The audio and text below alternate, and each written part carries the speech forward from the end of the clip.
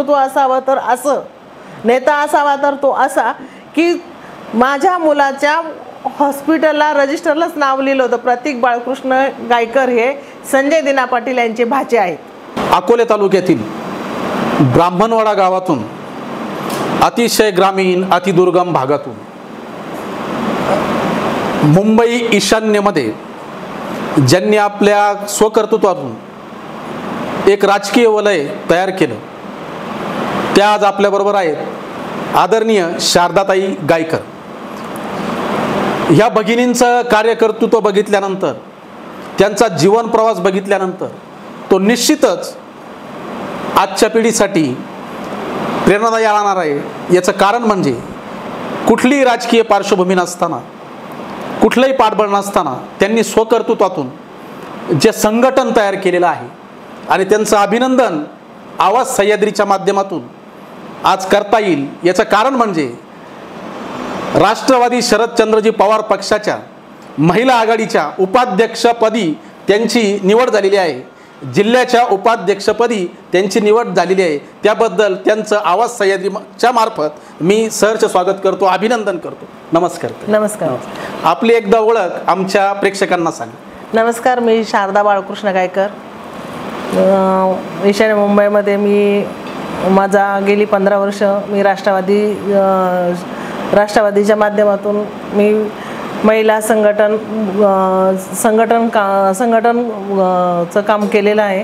त्याचप्रमाणे महिलांच्या ज्या योजना असतील त्या महिलांपर्यंत कशा पोचतील याचा मी नेहमी पाठपुरावा केला आहे. त्यामध्ये मग संजय गांधी असेल, श्रावणबाळ योजना असतील, बालसंगोपन योजना असतील, अशा ज्या बचत गटाच्या माध्यमातून बचत गट बांधून देणे, त्यांना मार्गदर्शन करणे, त्यांना त्यांचं व्यासपीठ उपलब्ध करून देण्याबद्दल मी संजय दिना पाटील यांच्या माध्यमातून, तसेच मम्मीज बचत गट मार्गदर्शन केंद्राच्या विश्वस्त सौ पल्लवी संजय पाटील यांच्या माध्यमातून आम्ही बचत गटाच्या माध्यमातून दरवर्षी गेली 15 वर्षापासून आम्ही राष्ट्रवादीमध्ये असताना आम्ही 15 वर्षापासून दरवर्षी त्यांना 10 दिवसाचे स्टॉल विनामूल्य बचत गटांना त्यांच्या स्वतःच्या हाताने बनवलेल्या वस्तूंना प्राधान्य मिळवण्यासाठी चांगलं व्यासपीठ उपलब्ध करून दिलं आहे. मी संजय दिना पाटील यांच्या माध्यमातून भरपूर अशी कामं केलेली आहेत. ताई, तुम्ही अकोले तालुक्यातून ब्राह्मणवाडा या गावातून ईशान्य मुंबई, जे मुंबई म्हणजे एक शहर आहे, एक आपण मायानगरी ज्याला म्हणतो, आर्थिक राजधानी आहे आपली ती. ह्या राजधानीत एवढं मोठं काम तुम्ही करता आणि संघटन करता, म्हणजे ग्रामीण भागातली एक महिला भगिनी तिथं जाती, आपल्या कार्यकर्तृत्वाचा झेंडा तिथं फडकवत, हे कसं शक्य झालं तुम्हाला? काय नाही, मी तसं बघायला गेलं तर मी यशो मंदिर सहकारी पतपिढीच्या माध्यमातून मी भरपूर गेली 20 वर्ष मी त्यांच्याशी कार्यरत असायची. परंतु माझा कल राजकीय क्षेत्राकडे नसायचा. पण मला असं वाटलं की आपली मुलं, माझी मुलं छोटी होती, मला मुलांना घडवायचं होतं. माझे मिस्टर पोलीस दलामध्ये काम करत होते आणि मुलं लहान असल्यामुळे, पोलिसांना कमी वेळ असल्यामुळे, घरातील कुटुंबाकडे लक्ष न देता येत नसल्यामुळे मी मुलांवर जास्त फोकस केला. आज मला 2 मुली आणि 1 मुलगा आहे. माझे 3ही मुलं इंजिनियर आहे आणि चांगल्या पदावरती काम करत आहेत. कौटुंबिक जबाबदारी सांभाळून तुम्ही सामाजिक कार्य. हो, सामाजिक. परंतु ज्या वेळेस मुलं मोठी झाली, मुलं डिग्रीला गेल्यानंतर, मग नंतर मी माझ्या मिस्टरांना मी चर्चा केली की बाबा ठीक आहे, माझ्याकडे त्यावेळेस मनसेवाले आले, सेनेवाले तर मला गेली 35 वर्षापासून मला सभासद होण्यासाठी माझ्या मागे खूप पाठपुरावा त्यांनी केला. परंतु मी काही सेनेमध्ये काही नाही सक्रिय झाले. नंतर मी माझ्या मिस्टरांना बोलली की बाबा, मी एक दिवस त्यांच्याशी चर्चा केली की बाबा मला काम करायचे. तर मला बोलले, बघ आपलं रक्त पवार साहेबांचं आहे, तर काम करायचं असेल तर शरद पवार साहेबांबरोबर काम कर. तर त्यांच्याकडून मला प्रेरणा मिळाली आणि मी आजपर्यंत जे काम करते ना, त्यांनी मला नेहमी प्रोत्साहन केलेलं आहे. असं म्हणलं जातं की प्रत्येक यशस्वी पुरुषाच्या पाठीमागं एका स्त्रीचा हात असतो. तर इथं तुमच्या यशाच्या वाट्यामध्ये तुमच्या पतींचा हात आहे आणि त्यांनी साथ दिली तुम्हाला. त्याचबरोबर मी ब्राह्मणवाडा सहकारी पतपिढीमध्ये मी उपाध्यक्ष म्हणून काम केलेलं आहे. मी संचालक, म्हणजे ती निवडणूक लढवली त्यावेळेस मी 1 नंबर मी तिथे निवडून आली. मग 5 वर्ष मी तिकडे काम केलं. यशो मंदिरचं काम करतच होती मी. तेच जर यशो मंदिरचं काम जर करत नसते, मी राजकीय क्षेत्रात आली असती ना, माझ्या मुलांची पण हे झालं नसतं, म्हणजे जो मला मुलांचा देखभाल करता नसते आली. जबाबदारी. कारण राजकारणामध्ये पडायचं म्हटल्यावरती घरातील कुटुंबाचा वेळ कमी मिळतो कुटुंबाला. ते पण तुम्ही शहरात राहता मुंबईमध्ये. आणि त्यावेळेस कसं असायचे, माझे मिस्टर सर्व्हिसला असताना माझे मिस्टर उशीर यायची, त्यामुळे मी घरात असायची. परंतु आता काय होतं, मी बाहेर आणि माझे मिस्टर घरात. कारण काय, राजकीय क्षेत्रात हे असं असतं, परंतु त्यांचा नेहमी मला पाठपुरावा असतो. आणि त्याचबरोबर मी मुंबई शहरात झाले, परंतु मी ग्रामीण शहरामध्ये पवार साहेबांनी ज्यावेळेस आमदारकी 2008च्या वेळेस त्यांनी आम्हाला सांगितलं होतं की जिथे असाल, जिथे आपापल्या आमदार विधानसभेमध्ये जाऊन काम करायचं. त्यावेळेस वैभव हो त्यावेळेस उभे राहिले होते. त्यावेळेस मग मला तिकडून पण त्यावेळेस पण मी आली होती त्यांचं काम करण्यासाठी. मला थोडीशी इकडची आयडिया नव्हती. आणि त्याच्यानंतर नवीन वैभव इलेक्शनला उभे होते. त्यानंतर पवार साहेबांनी दिल्यानंतर आम्ही तेही 8-10 दिवस काम केले. त्याच्यानंतर मग मी माझा कल जास्त ग्रामीण भागाकडे वळवला. मग ग्रामीण भागामध्ये पण मी आली, जरी मी 8 दिवसांनी 10 दिवसांनी मी जरी मुंबईवरून, माझं म्हणजे मुंबईला जास्त वास्तव्य कमी, ग्रामीण ठिकाणी जास्त आहे. परंतु इथे आले तर इथे पण माझी काम चालूच आहे. मग ते संजय गांधी निराधार योजना असू द्या किंवा बचत गट असू द्या, बचत गटाला मार्गदर्शन असू द्या, असं म्हणजे जे काही योजना आहे त्या महिलांपर्यंत कसं पोहोचतील हे मी बघत असते. कारण का माहिती, शासकीय योजना आहे त्या का माहिती, त्या योजना त्या पोहोचल्या पाहिजे. आणि काय होतं, आपल्याकडे ह्या ग्रामीण योजना येतात ना, त्या योजना त्या महिलांपर्यंत पोहोचत नाहीत आणि त्यांना कळत पण नाही. त्याबद्दल एवढी जनजागृती समाजात. तर मग मी मध्यंतरी पण मी 9 महिलांना 9 बालसंगोपन योजनेचं मी नगरला मी एक फॉर्म दिलेले आहेत की त्या मुलांना, म्हणजे ज्या मुलांना वडील नाहीत, त्यांची मुलं लहान आहेत, अशा मुलांना मी शासनाकडून त्यांना 2,500 रुपये पेन्शन मिळते दरमहा. तर मी म्हटलं जाऊ दे, गरीब आहे. आणि कोरोनाच्या काळामध्ये ज्या महिलांच्या पतींचं निधन झालं त्यावेळेस 50,000 सुनीताई भांगरे यांच्या माध्यमातून 20 महिलांना ते योजना मिळवून देण्याचं काम आम्ही सुनीताईंच्या माध्यमातून केलं. अतिशय चांगलं काम ताईंनी केलेलं आहे. म्हणजे एका निराधार कुटुंबाच्या पाठीमागं, अनेक निराधार कुटुंबांच्या पाठीमागं खंबीरपणाने उभे राहण्याचं काम त्यांनी केलेलं आहे. ज्या शासकीय योजना असतील त्या महिला भगिनींपर्यंत पोहोचवण्याचं एक अतिशय चांगलं पावित्र्याचं काम, आपण ज्या कामामध्ये आपण पावित्र्य म्हणू ते काम त्यांनी केलेलं आहे. राजकारणापलीकडेही जाऊन त्यांचं समाजकार्य हे फार मोठं आहे. त्यांच्या बोलण्यातून ओघाने 2-3 वेळेस यशो मंदिर पतपिढीचा नामोल्लेख आलेला आहे. मी प्रेक्षकांना हे सांगू इच्छितो की ज्यांना माहीत नाही त्यांना, की आपल्या भागातून, ब्राह्मणवाडा भागातून जे व्यवसायाच्या निमित्त, नोकरीच्या निमित्तानं मुंबईला गेलेले आहेत आणि त्यांनी ही यशो मंदिर पतपिढी स्थापन केलेली आहे. आणि तिच्या अनेक शाखा मुंबईमध्ये आहेत, अकोल्यात देखील आहे आणि संगमनेरमध्ये देखील आहे. म्हणजे ही माहिती मी सांगतोय. आणि त्या यशो मंदिर पतपिढीचंही चांगलं काम ताईंनी केलेलं आहे. ही जी समाजसेवा करत असताना, राजकीय हे करत असताना कुटुंबाची तर साथ तुम्हाला यायची. आदरणीय शरदचंद्रजी पवार साहेबांचाच पक्ष का? कारण त्यांच्यावर निष्ठा का? निष्ठा, कारण एक मी सांगू का, सगळ्यात महत्वाचं महिलांना मान आणि सन्मान. महिलांचा मान सन्मान करतात. आणि महिलांना आता 50% आरक्षण मिळालं आहे. ते त्यांच्याचमुळे. आणि दुसरी गोष्ट, एक त्यांची कन्या सुप्रियाताई सुळे यांच्याबरोबर काम केलंय, त्याच्यामुळे मला तो पक्ष पहिल्यापासूनच आवडतो. कारण माझे वडील पण आहे ना ST कंडक्टर होते, परंतु त्याच्या अगोदर सरपंच पद, ते चेअरमनपदी, विविध सहकारी सोसायटीच्या माध्यमातून ते चेअरमनपदी पण त्यांचा, म्हणजे आमच्या वडिलांचंच बाळकडू होतं. ते पण एवढं आम्ही काही लक्ष दिलं नाही, परंतु योगायोगाने आता माझ्याही मलाही काम करायला अनुभवाने म्हणायचं किंवा काय बोलतात ना, बाळकोडच असतं ते, त्यात तसं म्हटलं तर काय हरकत नाही. एक वारसा तुम्हाला मिळाला. पण आणि हेच काम नाही, पण म्हणून तुम्ही कोणताही कार्यक्रम असू दे, गावामध्ये कोणतेही वेगवेगळ्या प्रकारचे, शिवजयंती असू द्या, यात्रा कमिटी असू द्या, किंवा गावातील कोणताही काही कार्यक्रम असेल त्याच्यामध्ये मी नेहमी सहभागी होते. एवढंच नाही तर तुम्ही आता आदरणीय भाऊसाहेब वाकचौरे यांच्याही प्रचाराला आला होता. नक्कीच. 2-3 सभेंनाही तुम्ही उपस्थित होता आणि तुम्ही स्वतः मशाल घेऊन प्रचार केलेला आहे, आम्ही तो बघितलेला आहे. म्हणजे मुंबईवरून इथं येऊन तुम्ही वेळ देता मतदारसंघासाठी, निश्चितच कौतुकास पात्र आहे. शहरामध्ये काम करत असताना आणि ग्रामीण भागात काम करत असताना काही फरक जाणवतो का तुम्हाला? नक्कीच. कारण शहरामध्ये ना काम करण्यासाठी आपल्याला कोणत्याच अडचणी येत नाहीत. कारण ज्यावेळेस आपण कार्यकर्ता काम करत असतो ना, त्यावेळेस नेत्याची छाप महत्वाची असते. तसेच आमचे ईशान्य मुंबईचे माजी खासदार संजय दिना पाटील यांचं नेहमी एक पाठीवर शाबासकीची थाप, त्याचबरोबर त्यांच्याच पत्नी पल्लवीताई पाटील. म्हणजे ज्यावेळेस आपण काम करतो ना, कामाची पोचपावती म्हणजे ते आपल्या शाबासकीची आणि पाठीशी खंबीरपणे उभं राहणारे नेतृत्व आहे.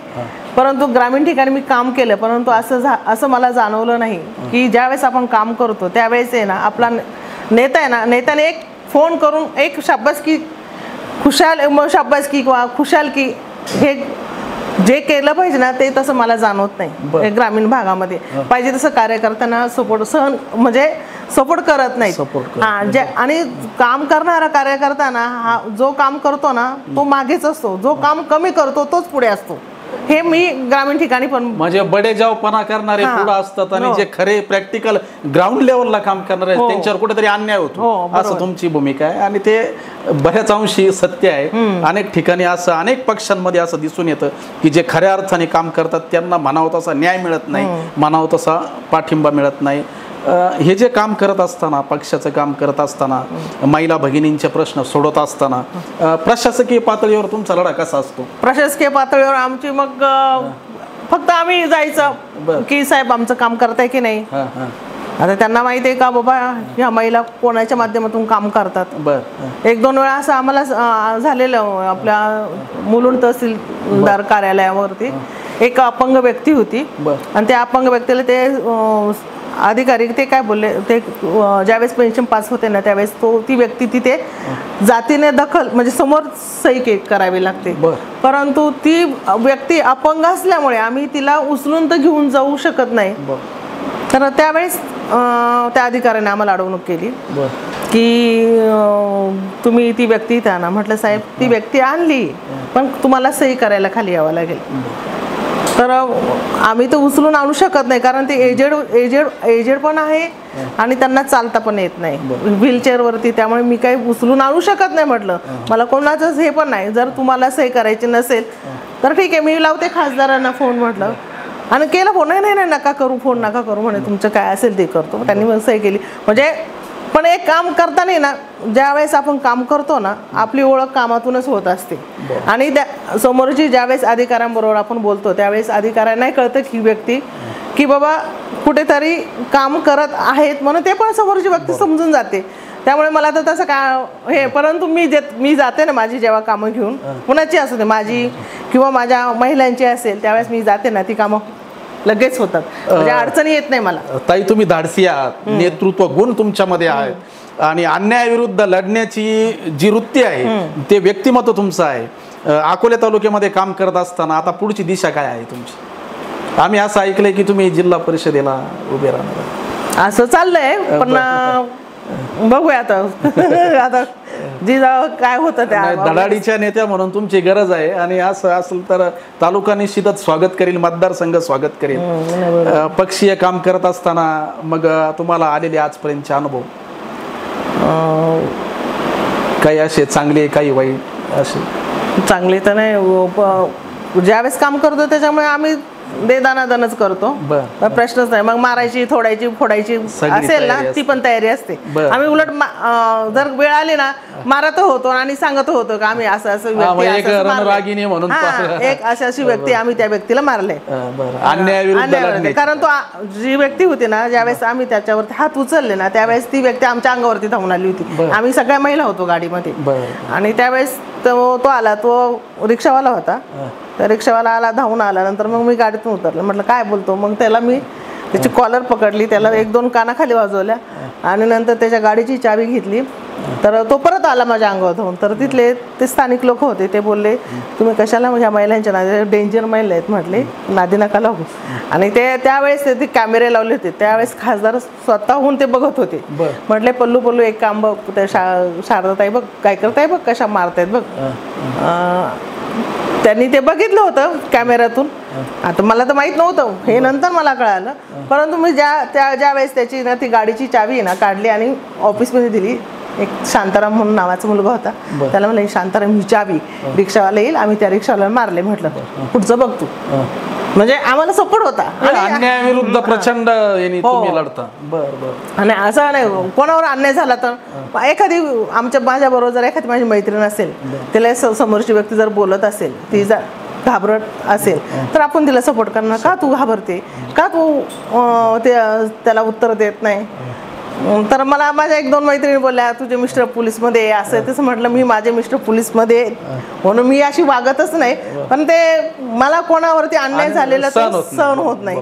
आणि त्यावेळेस मी महिलांना पण सांगायचे, अरे पण का घाबरायचं, आपणही जर आपल्याला आपला बचाव नाही केला तर उद्या आपल्याला त्रास होतो, पण दुसऱ्याला पण होणार. महिला भगिनींमध्ये धैर्य निर्माण करण्याची तुम्ही शिकवण दिली, सपोर्ट करत असायचं. सामाजिक कामं कुठले तुम्हाला आवड, छंद वगैरे असे? रक्तदान शिबिर असेल किंवा असं?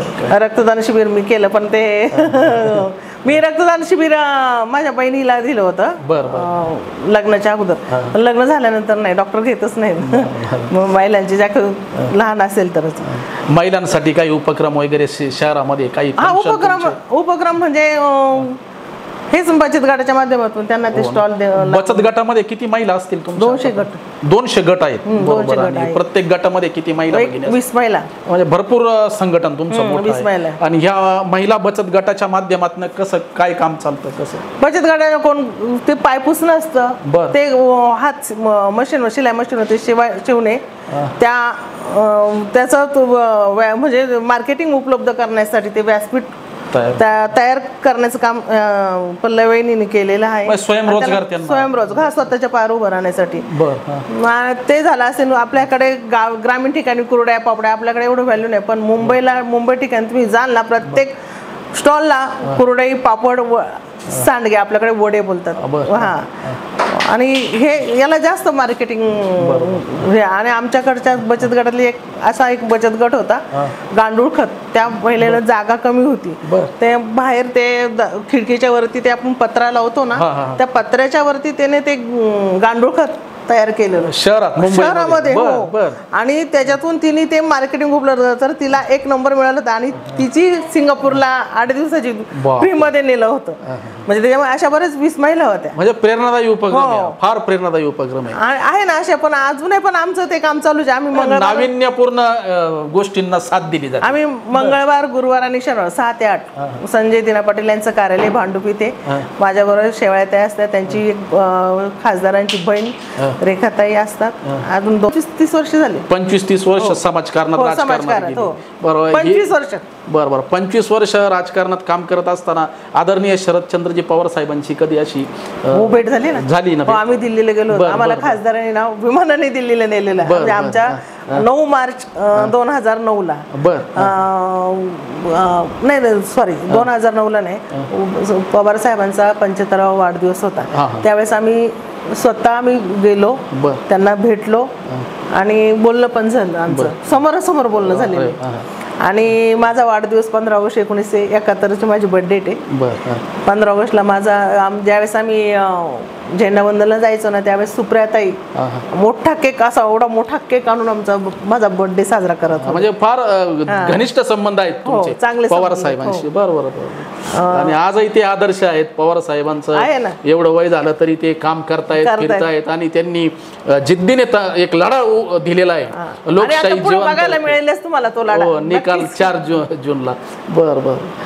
तुमचं काम चांगलं आहे. तुम्ही तालुक्यातही काम चांगलं केलेलं आहे. मुंबईमध्ये तर तुमचं काम आहेच, कारण मुंबईला तुमचं वास्तव्य आहे. एवढं असून देखील तुम्ही अकोले तालुक्यात तुमचं काम वाढवलेलं आहे. महिलांचं संघटन चांगलं केलेलं आहे. आदरणीय शरदचंद्रजी पवार साहेब असतील, आदरणीय सुप्रियाताई सुळे असतील, यांच्याबरोबर घनिष्ठ संबंध त्यांचे आहेत. जरी त्या शहरात राहत असल्या तरी त्यांनी गावाच्या मातीला अजिबात ते विसरलेल्या नाही आहेत. ते आजही अकोले तालुक्यामध्ये येतात. कुणाचा दहावा असू, लग्न कार्य असू, म्हणजे सुखदुःख असू, सगळ्या कार्यक्रमांमध्ये आदरणीय शारदाताई हिरिरीने भाग घेतात, उपस्थित राहतात, सुखदुःखात सहभागी होतात. लोकांची, जनतेची, महिला भगिनींची अश्रू आहेत, जे अश्रू आहेत ते पुसण्याचं काम ते करतात. निराधार कुटुंब आहेत, त्यांना आधार कसा देता येईल, शासकीय योजना त्यांच्या घरापर्यंत, दारापर्यंत कशा पोहोचवता येतील, याच्यासाठी ते अहोरात्र मेहनत घेत आहेत. आणि या कामासाठी त्यांना त्यांच्या कुटुंबाची खंबीर साथ मिळत आहे. तुम्हाला तुमच्या भावी वाटचालीसाठी खूप खूप शुभेच्छा. आणि जाता जाता ज्या महिला भगिनी आहेत त्या राजकारणात, समाजकारणात येऊ इच्छितात, परंतु राजकारण थोडंसं दूषित म्हणून बघितलं जातं. मतदानाची टक्केवारी सुद्धा घटलेली आहे. लोक राजकारणाला नाव ठेवतात. ही जी परिस्थिती झालेली याच्याबद्दल थोडंसं सांगा तुम्ही. नाही, राजकारण करायचं महिलांनी, मी त्याच्याशी सहमत आहे. परंतु महिला जर कॅपेबल असेल ना, ती राजकारण करू शकते. समोरचा व्यक्ती बघण्याचा दृष्टिकोन वेगळा असतो, हे मान्य आहे. परंतु ज्या वेळेस समोरची व्यक्ती आपल्याकडे कोणत्या याने बघते ते त्या महिलेला कळतं. ज्या महिलेला कळत नाही त्या महिलेला भीती वाटते. परंतु आमच्यासारख्या महिलेला तर बिलकुल भीती वाटणार नाही. कारण काय माहितीये का, आपण दोन देतो पण दोन घेतो पण. बरोबर. हा, घेणार तर नाही पण दोन देऊन येऊ. आणि जर आपल्याला राजकारणात जर काम करायचं असेल तर आपल्याला खंबीरपणे राहावंच लागेल, तरच ती व्यक्ती पुढे जाते. एक्झाम्पल आपल्या चित्राताई वाघ, मी यांच्यावर 15 वर्ष काम केलेलं आहे. आज आम्ही जे आज बोलतोय ना, आज आम्ही केवळ त्यांच्यामुळेच. खूप म्हणजे आम्हाला शिकवण्याचं काम केलं, काम करण्याची पद्धत केली. ज्यावेळेस माझी ईशान्य मुंबईमधून मुंबईवरती रवानगी झाली त्यावेळेस मी बोलली की मला ग्राउंड लेवलवर काम करू द्या. परंतु मला ग्राउंड लेवलवर काम करायला मिळालं नाही. मी त्यांना बोलली होती, संजय पाटील यांना बोलली होती, संजय दिना पाटील यांना, की मला भाऊ ग्राउंड लेवलवर काम करू द्या. ठीक आहे, ते बोलले ठीक आहे. मला नंतर ज्यावेळेस लोकसभेचे इलेक्शन लागले त्यावेळेस ईशान्य मुंबई जिल्हा निरीक्षक म्हणून काम करण्यात मला मिळालं. त्यावेळेस मला प्रत्येक वार्डमध्ये, प्रत्येक बूथमध्ये जाऊन काम करायला मिळालं. आणि त्यावेळेस आम्ही भरपूर कामं केली. आज दोन वर्ष आम्ही ना लोकसभेचे इलेक्शनच्या वेळेस, गेली 10 वर्षापूर्वीची गोष्ट, परंतु आम्ही मुस्लिम एरिया गोवंडी, शिवाजीनगर, मानखुर्द या ठिकाणी तिथे ना अक्षरशः एवढा घाणेरडा डर्टी एरिया आहे. तिथे कचरा साफ गटराची साफसफाई नाही, पाण्याची लाईन ती गटरातून गेलेली, आपल्या पोलीस चौक्या, जागोजागी पोलीस चौक्या, त्यांना टाळे, त्या चौकीमध्ये दारूच्या बाटल्या, काचा फुटलेल्या, अशा आम्ही एवढ्या समस्या घेऊन, मी वार्ड अध्यक्षांच्या माध्यमातून त्यांचे म्हणजे ते अर्ज घेऊन एम वार्डला कचऱ्यासाठी 250 डबे मी उपलब्ध करून दिले. कारण मी निरीक्षक असल्यावर बूथमध्ये काम करत असताना माझ्या लक्षात आलं की बाबा हे असं आहे, हे याच्यामध्ये आपण आवाज उठवला पाहिजे. त्यावेळेस मी त्या महिलांना घेऊन त्यांचा अर्ज घेऊन एम वार्डला हे करून त्यांना 250 डबे उपलब्ध करून दिली. परत पाण्याची लाईन घाण होती, त्याचे ते फोटो त्यांना दाखवले. त्या पाण्याच्या लाईनची पण मग ती लाईन गटारातून होती, ती वरून घेतली गेली. आणि गटाराची साफसफाई वेळच्या वेळी झाली पाहिजे अशी आम्ही मागणी केली. असं आमचं तिथे चांगलं मी काम केलं. स्वच्छता मोहीम राबवली तुम्ही? हो, तिथे खूप म्हणजे. आणि मला सावित्रीबाई फुले पुरस्कार पण मिळालेला आहे. आतापर्यंत किती पुरस्कार मिळाले? मला 3 पुरस्कार मिळाले. आज सावित्रीबाई फुलेंचा पुरस्कार कुठल्या कामाबद्दल मिळाला तुम्हाला? मी हे सामाजिक कार्य काम करत असताना आम्ही बचत गटाच्या माध्यमातून मीटिंग लावायचं, त्यांना हे स्वयंरोजगाराचं शिक्षण, प्रशिक्षण आम्ही 2-2 दिवसाचे प्रशिक्षण प्लस त्यांना वेतन पण द्यायचं. त्यामुळे आम्हाला त्याच्यातून आम्हाला अशा माझ्याबरोबर ती शेवाळ येते आणि त्यांना आम्हाला असा दोघींना जीवनात त्यांना आयुष्यात उभं करण्यासाठी तुम्ही प्रशिक्षण राबविले, त्याबद्दल तुम्हाला पुरस्कार मिळाला. ताईंना आतापर्यंत 3 मोठाले पुरस्कार देखील मिळालेले आहेत. तुमचं काम खूप चांगलं आहे, प्रेरणादायी आहे. हाच मी मगाशी जो प्रश्न विचारला होता की जास्तीत जास्त महिला भगिनींनी राजकारणात आलं पाहिजे, तो पाहण्याचा दृष्टिकोन थोडासा बदलला पाहिजे. आणि लोकशाही त्याच वेळेस भक्कम होईल ज्यावेळेस महिला भगिनी राजकारणामध्ये येतील. त्यांना संधी आहेत ना त्यांना आहे ना, नक्कीच. बरं. आज आपल्याला आता इथून पुढे तर असं भेटणार 50% महिलाच दिसणार आहे आणि 50% पुरुष दिसणार आहे. बरोबर. त्यांना संधीच्या लोकसभेमध्ये पण, विधानसभेमध्ये पण आणि जिल्हा परिषदेमध्ये पण तुम्हाला 50% महिला आणि 50% पुरुष असे पण पहिल्यापासून 50% होते, परंतु ते 50%च बोलत होते, परंतु मिळालं नाही ते. हा, परंतु आता इथून पुढे 50 जास्तीत जास्त महिला तुम्हाला दिसतील. 70%चा कल असणारे इथून पुढचा हे कालावधीमध्ये पुरुषापेक्षा महिला जास्त दिसणार आहेत. म्हणजे संधीच्या वाटा इथं आहेत राजकारणामध्ये, त्याच्यामुळे राजकारणामध्ये आलं पाहिजे. परंतु आता जे ताई एक प्रश्न असा विचारतो की राजकारण थोडंसं गलिच्छ असं वाटतं की पक्ष फोडाफोडी, त्याच्यानंतर हे आमदार पळविणे, त्याच्या हा लोकशाहीचा कुठंतरी अपमान वाटत नाही का? नक्कीच वाटतो, कारण की भावना उठती लोकांची. आणि लोकांची जरी भावना उठली ना, जरी फोडाफोडी केली तरी लोक जागृत आहे. मतदार राजा जागृत आहे. हा, त्यांना माहिती आहे की बाबा हा पक्ष कोणाचा आहे. जरी कोण गद्दार आता इकडून तिकडे उड्या मारतायत, परंतु त्याला काही उपयोग नाही. शेवटी आता बाळासाहेब ठाकरे यांची शिवसेना, खरी शिवसेना बाळासाहेब ठाकरेंचीच. परंतु आज आता आपल्याला 4 तारखेला निकाल बघायला मिळेल की ज्या वेळेस पंतप्रधान झाले, शिवसेना आणि भाजपाची युती होती म्हणून झाले, म्हणून आज पंतप्रधान झाले. आणि आजही तीच परिस्थिती आहे की आज उद्धव बाळासाहेब ठाकरे यांचे जास्त खासदार म्हणून निवडून येतील. आणि केंद्रात जरी नरेंद्र मोदी असतील, परंतु मुंबईमध्ये जर मुंबई वाचवायची असेल तर बाळासाहेब ठाकरे यांचेच शिवसेना पाहिजे. अतिशय चांगलं मार्गदर्शन ताईंनी इथं केलेलं आहे. जे पक्ष सोडून जातात किंवा पक्ष फोडाफोडीचं राजकारण करतात ते गद्दार तर आहेच, परंतु त्यांनी पक्षाशी, ध्येय धोरणांशी, तत्वांशी कुठंतरी फारकत घेतलेली असते. परंतु हे जनतेला माहीत असतं. जनता मात्र एकनिष्ठ असते विचाराशी, तत्वांशी. त्याच्यामुळं जनतेला याच्यावर काहीच फरक पडत नाही. जनता उलटी पेटून उठते आणि मुंबई ही शिवसेनेचीच राहणार, आदरणीय उद्धव बाळासाहेब ठाकरेंचीच राहणार असं ठामपणे त्यांनी सांगितलेलं आहे. आणि आदरणीय शरदचंद्रजी पवार साहेबांच्या पक्षाचं काम त्या अकोले तालुक्यात वाढवणार आहेत. त्या दृष्टीने त्यांचे प्रयत्न चालू आहेत. आपण राजकारणात बघतो की एखादा कार्यकर्ता असतो, पदाधिकारी असतो, तो पक्षासाठी वेळ देतो, पूर्णपणे वेळ देतो. प्रसंगी तो आपल्या घराकडे दुर्लक्ष करतो. तर तुम्ही देखील पक्षाचं काम करता, मुंबईमध्ये काम करता, तालुक्यात काम करता. मग तुमच्यावर जर एखादा प्रसंग आला, वेळ आली, तर पक्ष किंवा नेता, आमदार, खासदार धावून येतो का? नक्कीच. मी एक उदाहरण देते. ज्यावेळेस माझ्या मुलाचा घरामध्ये ॲक्सिडेंट झाला, घरात वर्क फ्रॉम होम करत असताना फोन आला, म्हणून तो फोन घेऊन गेला. तर त्याला चक्कर आले. कारण काय माहिती का, सारखं वर्क फ्रॉम होम करून आहे ना, डोळ्यांना पण त्रास, मुलांना म्हणजे 12-12, 24-24 तास काम केलं त्यावेळेस कोरोनाच्या काळामध्ये. त्यावेळेस मुलाला पण असंच झालेलं. मला तो सकाळी बोलला का मला दिसायला जरा थोडंसं कमी वाटतं. पण ते नंतर आम्हाला, तो ज्यावेळेस पडला नंतर आम्हाला समजलं की हा सकाळी बोलत होता, आपण लक्ष दिलं नाही, म्हटलं आपण लक्ष द्यायला पाहिजे होतं. ठीक आहे, काय हरकत नाही. पण ज्यावेळेस ॲक्सिडेंट झाला, माझा मुलगा ॲक्सिडेंट झाल्यानंतर मी हॉस्पिटलमध्ये घेऊन गेली. तोपर्यंत मला माहीत नव्हतं की मुलगा एवढा क्रिटिकल केस असेल म्हणून. परंतु ज्यावेळेस मी हॉस्पिटलमध्ये एक्सरे काढल्यानंतर मला तिथे समजलं, तिथे दत्त सामंतचे चिरंजीव प्रकाश सामंत, डॉक्टर प्रकाश सामंत, त्यांनी सांगितलं केस क्रिटिकल आहे, तुम्ही याला गोदरेजला पण नेऊ नका, हिरानंदानीला पण नेऊ नका, तर तुम्ही याला फोर्टिसला घेऊन जा. तर ज्यावेळेस मी फोर्टिसला घेऊन गेली त्यावेळेस मी फक्त एक फोन मी संजय दिरा पाटील यांच्या मिसेसला केला. कारण माझा मुलगा स्ट्रेचरवरती होता. त्यावेळेस तो मला बोलला, मम्मी गोविंदभाईंना फोन कर. तर मी म्हटलं गोविंदभाईंना नाही फोन केला, मी पल्लवींना फोन केला. तर मी अशी पुढे बोलते तेच त्यांचा PAचा फोन मला आला का ताई गायकर ताई तुम्ही कुठवर आहे? तर मी म्हटलं मी DAV पर्यंत आले. तर म्हटले ठीक आहे, तिथे चिरूबाई म्हणून एक मुलगा आहे, मी त्याला पाठवलंय, आम्ही पण येतो, तोपर्यंत तुम्ही निघा.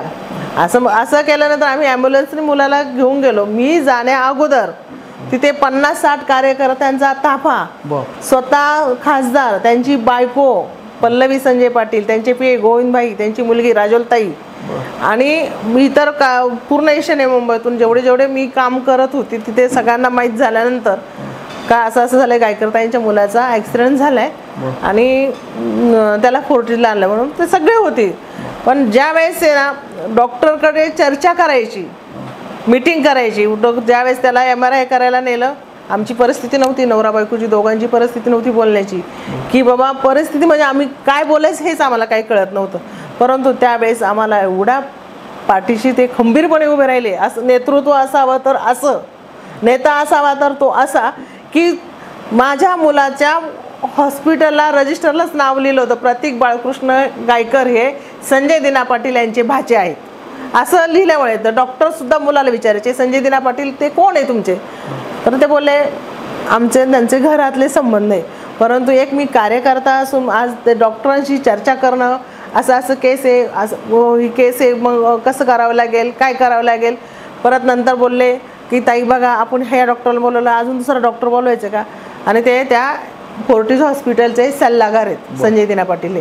तर मी म्हटलं भाऊ तुम्ही सांगाल ते, आम्हाला बोलण्याची आमची हिंमतच नव्हती, कारण आज 27-28 वर्षाचा मुलगा पडतोय आणि पूर्ण त्याची मोमेंट नव्हती, हाताची नव्हती, पायाची नव्हती, फक्त तो तोंडाने बोलत होता आणि एवढंच त्याचं हालत होतं.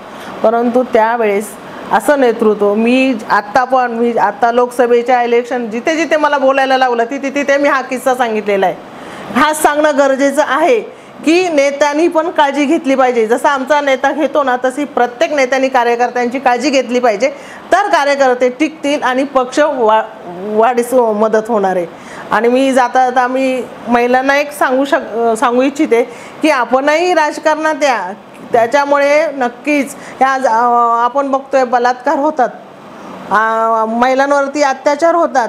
आज मणिपूरसारख्या उदाहरण जर आपण बघितलं तर एक लाजिरवाणी गोष्ट आहे, हे होणार नाही. आपण जर राजकारणात आला तरी होणार नाही. त्यामुळे मी महिलांना सांगू इच्छिते की आपणही या राजकारणात राजकारण करा आणि याच्यातून नक्कीच आपला येणारा कालावधी हा महिलांचा राजकारणात आल्यामुळे याच्यात नवीन बदल होतील आणि हे अत्याचार बलात्कार हे होणार नाही. या घटना घटना थांबवण्यासाठी कुठंतरी थांबवण्यासाठी महिलांनी राजकारणात जरूर यावं. लोकशाही बळकट होईल, त्याच्यानंतर अन्यायाविरुद्ध अत्याचाराविरुद्ध आवाज बुलंद होईल. अतिशय चांगली मुलाखत तुम्ही दिली, प्रेरणादायी विचार आपण मांडले आणि तुम्ही हे पण सांगितलं की एखादा कार्यकर्ता ज्या वेळेस आमदार असेल, खासदार असेल, त्याचं काम करत असेल, प्रामाणिकपणे तळमळीने काम करत असेल, तर नेता कसा असावं याचं मूर्तिमंत ज्वलंत उदाहरण ताईंनी दिलेलं आहे. अतिशय बिकट परिस्थिती होती, त्या बिकट परिस्थितीमध्ये स्वतः तिथल्या नेतृत्वाने कसं तिथं जाऊन हे माझे भाचेच आहेत असं हॉस्पिटलला लिहून दिलं. म्हणजे इतकी जो आपुलकीचा भाग आहे तो जर असला तर निश्चितच कार्यकर्त्याला देखील मान उंचावते आणि तो अभिमानाने सांगू शकतो की नेता असावा तर असा असावा. ज्यावेळेस मी ग्रामपंचायत मतदान इलेक्शनचा फॉर्म भरला त्यावेळेस मी त्यांना विचारलं नाही, परंतु त्यांना नंतर समजलं. परंतु त्यांनी मला स्वतःहून फोन केला, अर्धा तास बोलत होते. नेता फोन उचलत नाही, परंतु आमचा नेता फोन उचलतो. नेता प्रत्येक ठिकाणी आपल्याला बघावयास मिळतं की फोन उचलले जात नाही कार्यकर्त्यांचे, त्यामुळे कार्यकर्ते नाराज होतात. परंतु आमचा असा नेता आहे, रात्री कधी फोन करा फोन उचलणार, वेळ देणार नेतृत्व अडचणी. आणि त्यावेळेस मी ग्रामपंचायत फॉर्म भरल्यानंतर माझ्याशी अर्धा तास चर्चा केली. ताई तुम्हाला सांगायचं ताई, मी आलो असतो प्रचार करायला, मी एक गाडी दिली असती तुला प्रचारासाठी. मी म्हटलं नाही भाऊ, नेक्स्ट टाइम मी म्हटलं ना नेता असावा तर त्यांच्यासारखा. आणखीन उत्साह वाढतो, अजून उत्साह वाढतो, काम करण्यासाठी बळ मिळतं, प्रेरणा मिळते आणि उत्साह देखील वाढतो. ज्यावेळेस मी ते शिवसेनेत त्यांनी प्रवेश केला राष्ट्रवादीतून आणि आम्ही चित्राताई बरोबर आम्ही पण बाहेर पडलो आणि मी पण त्यांच्या समोर गेली. पण मी काय भाजपचा झेंडा हाताला घेतला नव्हता. मला जी यांनी नियुक्ती केली वैभव पिचड यांनी ना तालुक्यावरती निवड केली, परंतु मी घेतले. मी मुंबईवरती काम करणारी, मी छोटं पद कसं घेणार, तर मी नाही घेतलं. आणि त्यावेळेस माझ्या मुलाचा असा हे झाला, त्याच्यामुळे मला मी काय ते घेतलं नाही. परंतु ज्यावेळेस काम करतो ना, काम करत असताना त्यावेळेस शिवसेनेत प्रवेश केला त्यांनी आणि यांचं काम मला इथे लावलं. परंतु आमचा नेता असा आहे की आमचा ताई तिकडे भाजपचं काम करतात आणि इथं आलं का माझं काम करतात असा नेता, असा स्वतःहून एक आमदार एक खासदार आमदारांना सांगतो हे आमच्या गायकर ताई त्या गावाला आता वैभव भवनचं काम केलं त्यांनी आता आणि इथं आलं का माझं काम करतात असं नाही. आणि मी काय तिथे सेनेचं काय कुठे कोणत्या पदावरती नाहीये, परंतु आतापर्यंत त्यांच्या सपोर्टमुळे मी आज आज मी पोहोचली ते त्यांच्या सपोर्टमुळे. आणि ज्यावेळेस मी मुंबईवरती गेली चित्रा वाघमुळे मला महिलांमध्ये काम करायला मिळालं. तुम्ही जे काम केलेलं आहे, जे योगदान दिलेलं आहे, त्याचा कुठंतरी तुम्हाला चांगला मोबदला देखील कामाच्या रूपाने मिळालेला आहे, की जे अडीअडचणीच्या गोष्टी असतील, त्याच्यानंतर समाजामधील कोणाचे प्रश्न रखडलेले असतील, तर ते तुमच्या लेटरनी पत्रांनी रेशनिंगच्या समस्या असतात मुंबईमध्ये. Water, gutter, meter, police ration आणि पोलीस स्टेशन. बरोबर. पोलीस स्टेशनला काय कोणाची मारामारी, कोणाची घे झालं सपोर्ट करायला जायचं. रेशनचं काय कोणाचं नाव कमी करायचं, रेशन तांदूळ मिळत नाही तिथे आवाज उठवायचा. कोणाचे नावं चढवायचे, बाबा अडचण येतात. आणि आपण बघतो साधा जर नागरिक जर गेला ना, त्या नागरिकांचे सहजासहजी कामं होत नाहीत. बरोबर. त्याच्यामुळे आपल्याकडे काहीतरी लेबल असलं ना आपले कामं पटकन होतात. तुम्ही पद असो पद नसो अतिशय प्रामाणिकपणाने काम केलं, म्हणूनच आज तुम्हाला जिल्ह्याचं पद मिळालेलं आहे. तुम्हाला पुन्हा एकदा हार्दिक शुभेच्छा. तुम्ही मुलाखत दिली त्याबद्दल धन्यवाद.